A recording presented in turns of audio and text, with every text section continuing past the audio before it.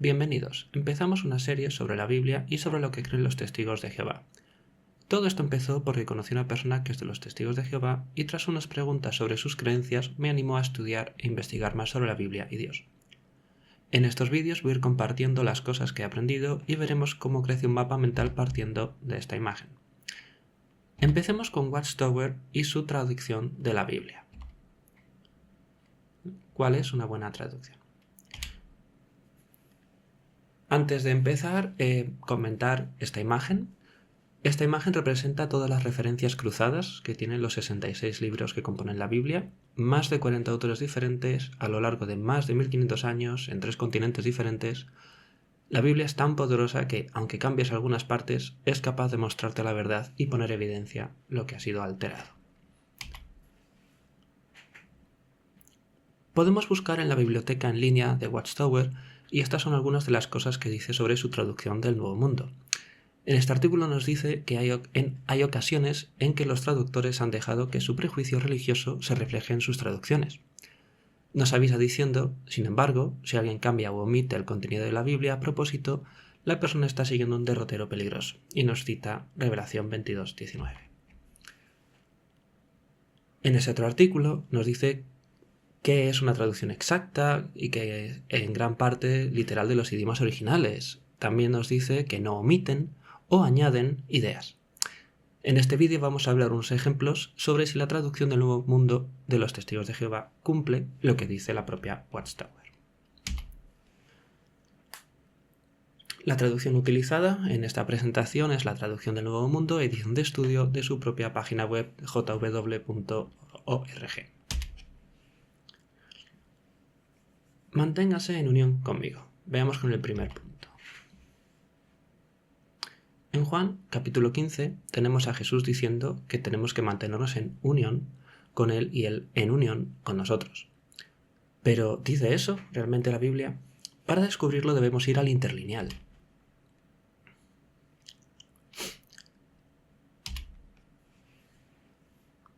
Vamos a la biblioteca, en la página web, entramos en Biblias, nos vamos a inglés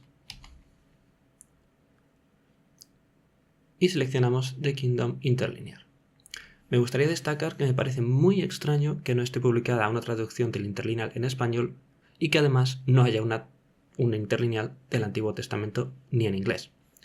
Existen webs en español con el Antiguo y el Nuevo Testamento interlineal con explicaciones de cada palabra y significados que se pueden utilizar de forma gratuita. Aquí tenemos el interlineal de la web de jw.org en griego y en inglés. Podemos ver que en griego y en inglés dice en mí o en ti y se repite a lo largo de todos los versículos. Entiendo que puede parecer extraño. ¿Cómo puede una persona permanecer dentro de otra? Quizá esas palabras en griego son en unión y decir en mí o en ti se escribe diferente. Si observamos el versículo 7, dice que mis palabras permanecen en ustedes. Son exactamente las mismas palabras para decir en ustedes, pero en el versículo 4 está cambiado a en unión con ustedes. Si vamos a Romanos 8, sin embargo, si el Espíritu de Dios de veras reside en ustedes, ustedes no viven guiados por la carne, sino por el Espíritu. Pero si alguien no tiene el Espíritu de Cristo, esa persona no le pertenece a él. En cambio, si Cristo está en unión con ustedes, el cuerpo está muerto debido al pecado, mientras que el Espíritu da vida debido a la justicia. Aquí nos dice que el Espíritu de Dios reside en ustedes, no dice en unión. Esto es lo que esperamos de la traducción del griego. Sin embargo, en el versículo 10, la traducción del Nuevo Mundo vuelve a cambiar las palabras para decir en unión, aunque en griego no cambia nada. ¿Por qué crees que la traducción del Nuevo Mundo ha cambiado estas palabras en la Biblia? Vamos con otro, todo lo demás. Vamos ahora con Colosenses 1. Él es el Él es la imagen del Dios invisible, el primogénito de toda la creación, porque por medio de Él todo lo demás fue creado en los cielos y en la tierra, las cosas visibles, las cosas invisibles, ya sean tronos, dominios, gobiernos, autoridades. Todo lo demás ha sido creado mediante Él y para Él. Además, Él existe desde antes de que todo lo demás, y por medio de Él se hizo que existiera todo lo demás. Nos dice que Jesús fue el primero y luego todo lo demás fue creado. Esto es consistente con la teología de Watchtower, donde Dios Padre creó primero al Hijo. Pero, ¿qué dice en griego? Aunque está en inglés, no dice all other things, sino all things, todas las cosas. Si traducimos al español, no dice todas las otras cosas o todo lo demás, sino todo. Si dijera demás, buscando cómo sería en griego, yo no hablo griego, pondría algo así. Pregunto de nuevo. ¿Por qué crees que la traducción del Nuevo Mundo ha añadido palabras a la Biblia? ¿Es lo mismo decir todo que todo lo demás? ¿Crees que esas palabras cambian el sentido de lo que dice? Todo otro nombre. Seguimos con Filipenses 2. Por esta razón, Dios lo elevó a un puesto superior y bondadosamente le dio el nombre que está por encima de todo otro nombre, para que en el nombre de Jesús se doblen todas las rodillas, las de quienes están en el cielo, en la tierra y bajo el suelo. Aquí nos dice que Dios elevó a Jesús y le dio el nombre que está por encima de todo otro nombre. ¿Qué nos dice el interlineal? Como vemos, no dice over every other name en inglés, sino over every name, es decir, sobre todo nombre y no sobre todo otro nombre. Si dijese otro, en griego pondría algo así. Mi pregunta, ¿expresa lo mismo decir sobre todo nombre que sobre todo otro nombre? Otro punto. Yo ya existía. Jesús les dijo, de verdad les aseguro que, antes de que Abraham naciera, yo ya existía. Aquí la controversia está con la frase yo ya existía. Cuando leemos el interlineal, dice yo soy, haciendo referencia a Éxodo, cuando Dios le dijo a Moisés desde la zarza ardiente, yo soy el que soy. Hace unos años, en una publicación de 1950, intentaron explicar su traducción diciendo que era un tiempo verbal indefinido perfecto. Pero parece ser que ese tiempo verbal no existe, y años más tarde, en 1961, lo cambiaron por tiempo perfecto indicativo. En español diríamos pretérito perfecto, como diciendo he sido, que en inglés dicen I have been, según explica Watchtower. Pero parece que tiene el sentido de ser como existir. Por eso la traducción del Nuevo Mundo dice yo ya existía, o al menos eso es lo que yo entiendo. Yo he buscado por internet el significado de ego eimi y una traducción más directa sería yo estoy siendo, en presente, no en un pasado, algo que podemos entender más fácil como yo soy y no como yo existía. Podríamos debatir horas sobre si es un tiempo o es otro, pero a mí me llama la atención el versículo siguiente. Entonces agarraron piedras para lanzárselas a Jesús. ¿Por qué querían lapidar a Jesús? ¿Por decir locuras? Sí, yo ya existía. O quizá por usar el nombre de Dios para sí mismo, y por tanto blasfemar a oídos de los que tenía delante. Mantenemos la traducción. En una pregunta de los lectores, una persona preguntó sobre la regla de mantener la traducción de las palabras, porque parece que la traducción del Nuevo Mundo no está cumpliendo eso, al no traducir siempre Curios como Jehová. Comenta el lector también que quizá la teología arriana de los traductores haya sido más importante que mantener la traducción de las palabras. Es interesante que mencionen el arrianismo, que básicamente dice que Jesús es una creación de Dios y que no es eterno. ¿Podría ser esta la explicación de todos esos cambios que hemos visto?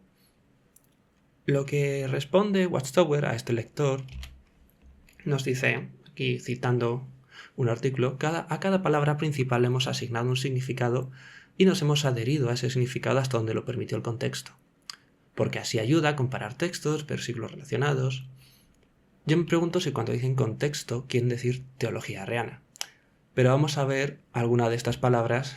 El lector habla de curios, vamos a ver otra. En Juan 4, cuando Jesús pasa por Samaria y habla con la mujer samaritana, podemos leer: nuestros antepasados adoraban a Dios en esta montaña, pero ustedes dicen que hay que adorarlo en Jerusalén. Si lo vemos en griego, en el interlineal, dice esto. La palabra que usa en griego para adorar es proskuneo. Si vamos ahora a Mateo 14, podemos leer: entonces los que estaban en la barca le rindieron homenaje y le dijeron: tú realmente eres hijo de Dios. En griego vemos que está usando la misma palabra. Adoraron.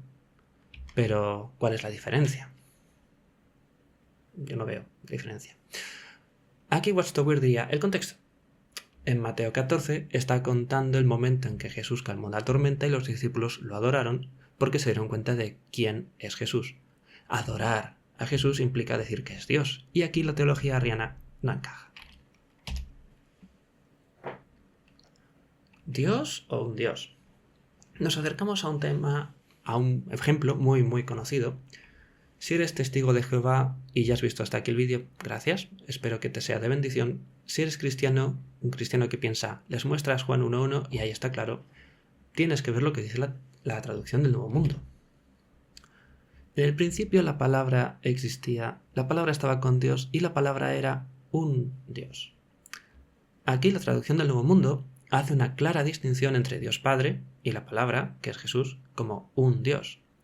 Como siempre, vamos al interlineal. En griego no dice un Dios, aunque en inglés en la web han puesto la G minúscula para separarlo.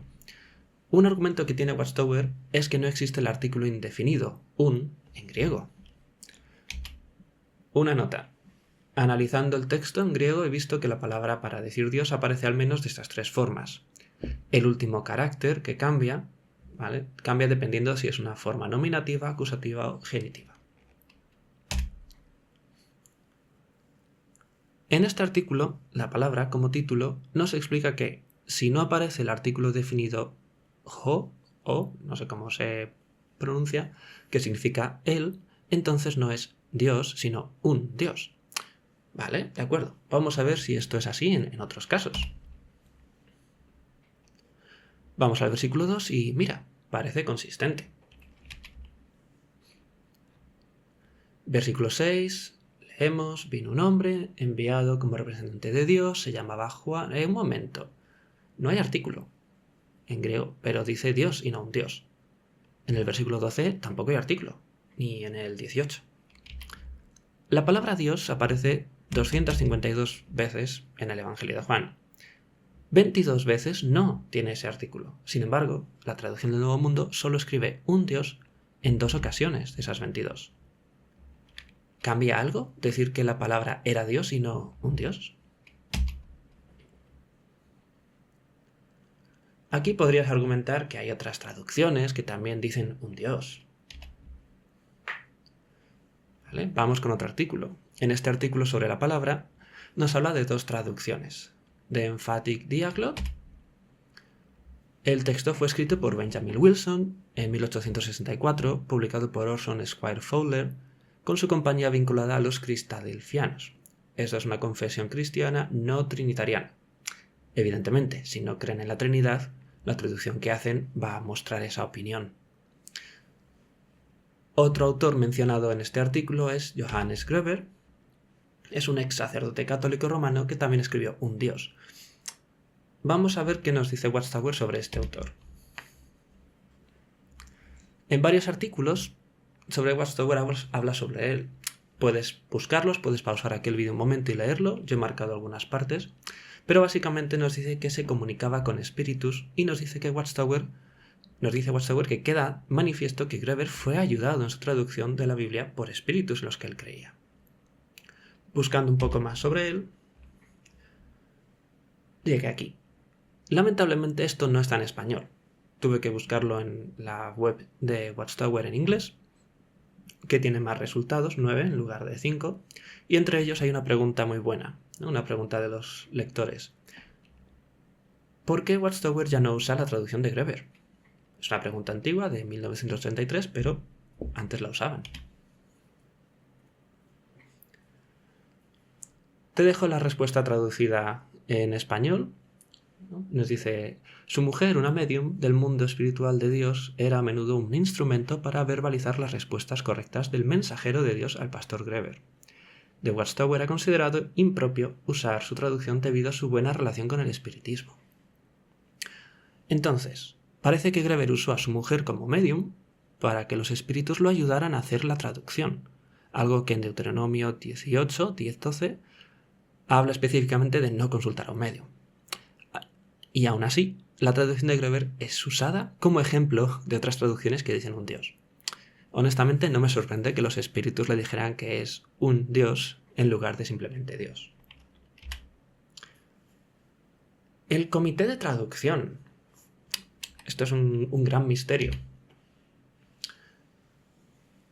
Estos son algunos artículos que hablan sobre el comité de traducción, ¿de acuerdo?